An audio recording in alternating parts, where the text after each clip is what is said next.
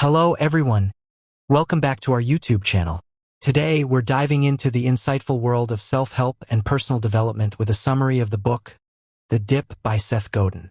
The Dip is a short but powerful book that explores the concept of knowing when to quit and when to stick with something. Seth Godin argues that in every pursuit we engage in, there comes a point where we encounter a dip, a period of struggle and declining motivation that tests our resolve. So, let's dive into the summary of this incredible book. But before we dive into the content, I kindly request a moment of your time to appreciate this video by liking it, subscribing to the channel, and ringing that notification bell. Your support means a lot to me. Thank you so much. Godin emphasizes the importance of strategically choosing when to push through the dip and when to quit and move on to something more promising. He suggests that quitting is not always a bad thing, and that focusing your time and energy on areas where you can be the best in the world can lead to greater success. The book provides a fresh perspective on the idea of quitting, challenging readers to think critically about their goals and the paths they are taking to achieve them. By acknowledging the dip as a natural part of the journey to success, Godin encourages readers to assess their current endeavors and make strategic decisions about where to invest their time and resources. As you navigate through the challenges and obstacles in your own life, The Dip offers valuable insights and practical advice on how to identify when to persevere and when to cut your losses. Whether you're pursuing a career, a creative project, or a personal goal, this book will help you navigate the ups and downs of the journey towards achieving excellence. Godin introduces the concept of the cul-de-sac as a critical concept in understanding the dip. He explains that a cul-de-sac is a dead end, a situation where no amount of persistence or effort will lead to success. By identifying when you're in a cul-de-sac rather than a dip, you can avoid wasting precious resources on a futile pursuit and focus on more productive endeavors. One of the core messages of The Dip is the importance of being the best in the world at what you do. Godin argues that mediocrity is a trap that many people fall into, leading to wasted time and effort without significant results. By strategically choosing where to invest your energy, you can position yourself to excel in your chosen field and achieve remarkable success. Moreover, Godin challenges readers to embrace the idea of quitting as a valuable strategy for success. He distinguishes between short-term quitting, which often results from impatience or fear, and long-term quitting, which involves making strategic decisions to redirect your efforts towards more promising opportunities. By acknowledging the existence of the dip as a natural part of the journey to excellence, The Dip empowers readers to approach challenges with a fresh perspective and make informed decisions about when to persevere and when to pivot. This mindset shift can lead to increased clarity, focus, and ultimately, greater success in all aspects of life. The Dip by Seth Godin explains why quitting when it comes to a dead end may be a good decision. It teaches how to identify the dip and either push through or quit to focus on other opportunities. Seth Godin is a writer, entrepreneur, and educator. He is the creator of Seth's blog, a popular online destination filled with advice on marketing, work values, and team building. He is the author of numerous best-selling books, including Linchpin, Are You Indispensable? 2010, Tribes, We Need You to Lead Us, 2008, and Purple Cow, Transform Your Business by Being Remarkable, 2003. The Dip is about the common struggle we all face when we undertake an ambitious project or embark on a new career. As author Seth Godin points out, we can greatly increase our chances of success by preparing for the inevitable dip into difficult and trying times. By making tough choices, avoiding distractions, and setting priorities, you can be well-equipped to persevere and come out stronger than you were before. The Dip teaches us that, between starting and succeeding, there's a time of struggle when we should either pursue excellence or quit strategically while helping us choose between the two. Let's suppose you start to do figure skating. Pretty soon you'll be able to glide on the ice very fast, and it'll be fun. But when it comes to learning how to jump, you'll need to put in never-ending workouts and countless attempts. This part of learning something new is called the dip. In author Seth Godin's words, the dip is the long, slow slog between starting and mastery. A long slog that's actually a shortcut, because it gets you where you want to go faster than any other path. You may experience it whenever you create a new business, especially if it's an innovative one. In the beginning, you are in love with your project, excited and full of ideas. Then many problems will emerge one after the other and you'll have to figure out how to solve them. In The Dip, a little book that teaches you when to quit and when to stick, Seth Godin explains that this is the stage when people are most likely to quit. And many times this is the right choice. Only the ones who push harder and manage to overcome the dip can accomplish their goals. Here are 3 lessons I learned about persistence, excellence, and giving up at the right time. Whatever your goal, you'll need to confront a dip to succeed. The rewards for being first are huge and even unexpected. Aim for them. If you want to be a winner in the long run, you'll have to master the art of smart quitting. Knowing the dip before you find yourself in it will help you get through. Learn how to withstand this time of struggle, or rather strategically quit. Lesson 1. Whatever goal you want to achieve, you'll have to survive a dip in order to reach mastery. Whatever endeavor you undertake, small and big struggles are waiting for you hidden behind the initial excitement. Unfortunately, facing them is the only way to realize yourself. In fact, avoiding such hardness by doing only easy things won't get you very far, and it's even risky. For example, if you worked at a retail store and only had to refill the shelves, you'd be easily replaceable. Instead, if you become the best at handling difficult customers, you'll be precious for the company you work for.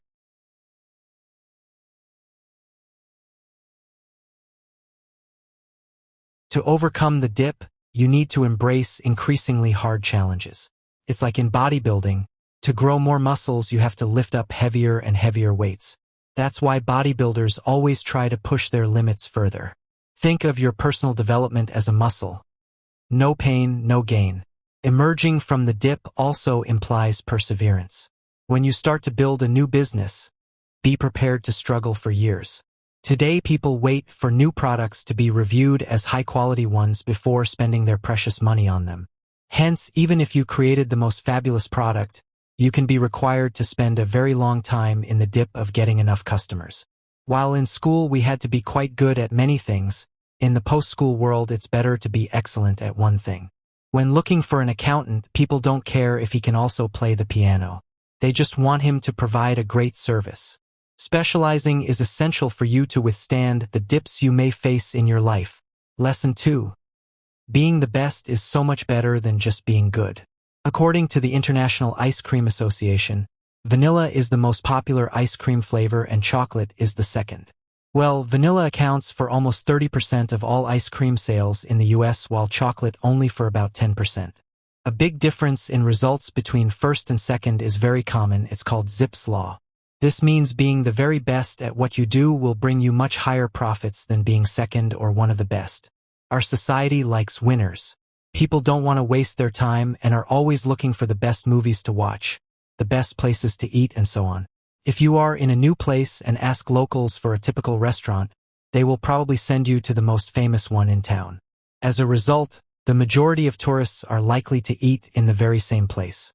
But having many more customers than their competitors isn't the only advantage of being first. They can also charge higher prices, because people know they're worth it. They are the best. Lesson 3. Identifying the right moment to give up is crucial for your success in life. Failing is not a choice, but the only option you have left once you've used up all your resources. Instead, smart quitting is not failing, it's a way of avoiding failure. Smart quitting is a conscious decision based on what it takes to invest further to emerge from the dip, a choice among more options available to you. Sometimes quitting is the wisest thing to do. In many cases, you only have 2 options: being exceptional or quitting. If you realize you are significantly overinvesting time and money to be the first in your market, you should consider shifting from your niche to another one. If you are thinking of quitting, here are 3 questions you should ask yourself. Am I panicking? If you are, this is the worst moment for you to decide, so wait until you can think straight. Who am I trying to influence? If it's just one potential customer who's not interested, you'd rather quit. But if it's a whole market, you should probably persist.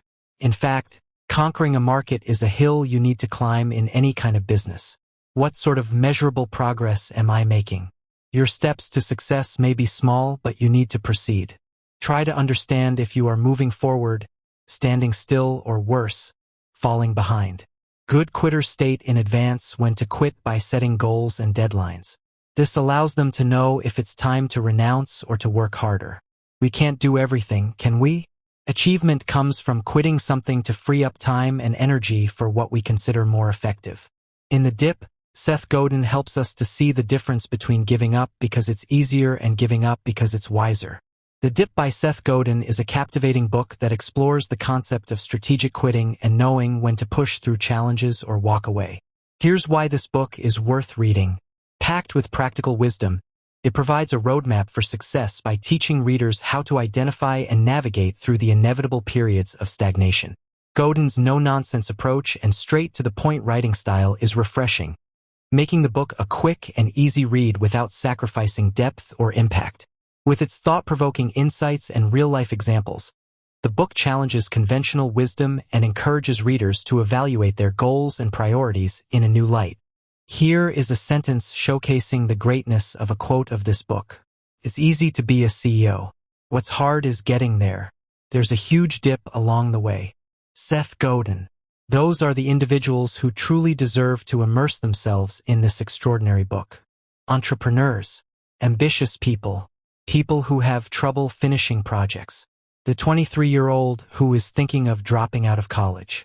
The 35-year-old who wants to start his own business, and anyone who's about to undertake a new challenge. As you reflect on the insights presented in The Dip, consider how you can apply these principles to your own goals and aspirations. By embracing the concept of strategic quitting and focusing on becoming the best in the world at what you do, you can navigate the dips in your life with confidence and determination. Here are some valuable insights extracted from this captivating book. I believe you will find them highly beneficial. Feel encouraged to explore its wisdom further and let it spark new perspectives and ideas on your journey. 1. Whatever your aim, you will experience a dip or a period of struggle. Let's say you want to master figure skating. Learning how to gracefully glide across the ice, and even skate backward, can happen pretty quickly. But learning how to land a perfect quadruple jump will take a great deal of time and strenuous effort before you can perfect it. This is the time when you're struggling deep in the dip.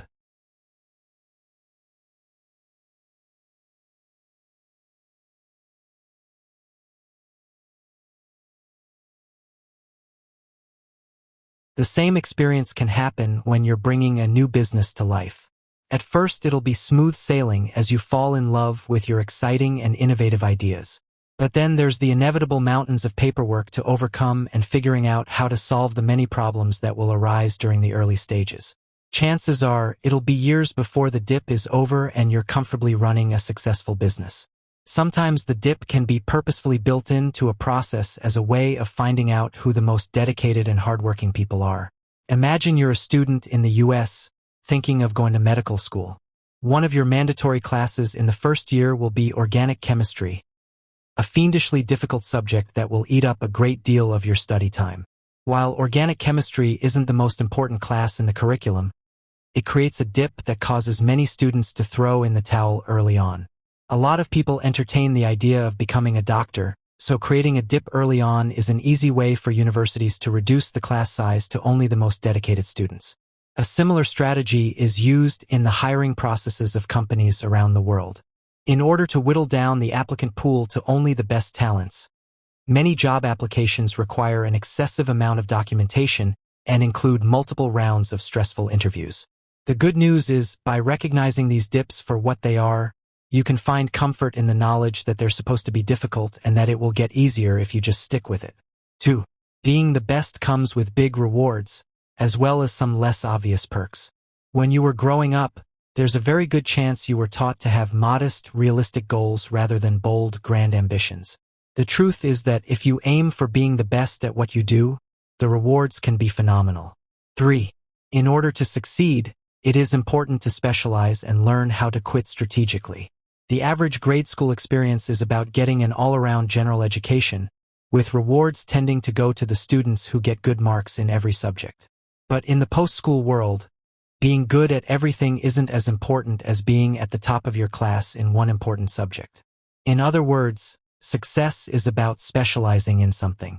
For you will face a dip in any business or personal endeavor. As the saying goes, knowing is half the battle. And knowing that a dip is on the way is an important insight that gives you time to plan ahead and to familiarize yourself with what your particular dip will look like. Since every type of business has its own dip, let's take a look at some of the most common ones, starting with manufacturing. 5. Success comes from embracing the challenge of the dip and pushing yourself to your limits. It wasn't for the unpredictable nature of the windsurfing would probably be pretty easy. In fact, many people are drawn to windsurfing and experience an initial thrill, but then end up cursing the wind and giving up what at first seems like a fun hobby. But despite the difficulties it may occasionally bring, you obviously can't windsurf without wind. In fact, the wind is the best part, which brings us to the key in withstanding the dip: embracing the challenge. 6. Competitors will use the dip to their advantage, while surviving the dip will make you rise above mediocrity. Competition is rarely a pleasant business. Dealings with competitors can be full of treachery and resentment. Often, one of the primary motivations of a competitor is to lengthen your time in the dip.